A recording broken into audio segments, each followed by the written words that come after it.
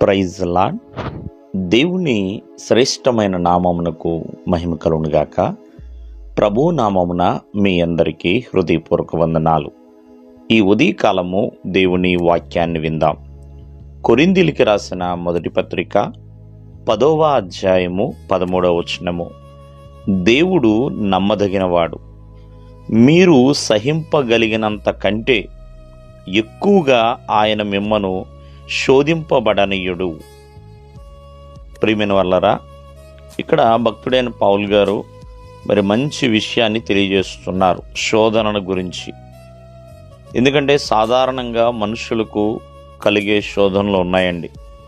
అవి ఆర్థికంగా కానీ, అనారోగ్యముగా, కుటుంబ ప్రకారంగా ఎన్నో శోధనలు కలుగుతూ ఉంటాయి. అవి సర్వసాధారణం. అవి తప్ప ఏది కూడా మీకు సంభవింపలేదు అని ఇక్కడ మనం చూస్తున్నాం. అంతేకాకుండా ఆ దేవాది దేవుడు సహింపగలిగినంత కంటే ఎక్కువగా శోధింపబడనీయుడండి. ఒకవేళ శోధన వచ్చినా దానిలో తప్పించుకునే మార్గాన్ని కూడా దేవుడు కలగజేస్తున్నాడు. బైబిల్ గ్రంథంలో చాలామంది శోధనలకు గురైన వారు కూడా ఉన్నారండి. చాలామంది యేసేపు చెరసాలనే శోధన, పౌలు శీలలు చెరసాలనే శోధన, ఇలా చెరసాలనే శోధనలకు వెళ్ళిన వారు ఉన్నారు. అలాగే షద్రక్, మెషక్, అబేద్నెగో అగ్నిగుండం అనే శోధన, అలాగే ప్రియమైన వాళ్ళరా మరి కరువులని, ఇబ్బందులని, అబ్రహాము, ఇస్సాకు అటువంటి శోధనలు కూడా వారు అనుభవించారు. సంతానము లేకపోవటము, ఇలా పలు రకాల శోధనలు గుండా వెళ్ళినా మరి ఆ శోధనల నుంచి తప్పించుకునే మార్గాన్ని దేవుడు వారికి కలగజేశాడండి. అలాగే చనిపోయిన వారు కూడా, లేపబడిన వారు కూడా ఉన్నారు. కావున నేను శోధనలోనే ఉండిపోతాను అని ఏ రోజు కూడా ఆలోచించబాకండి.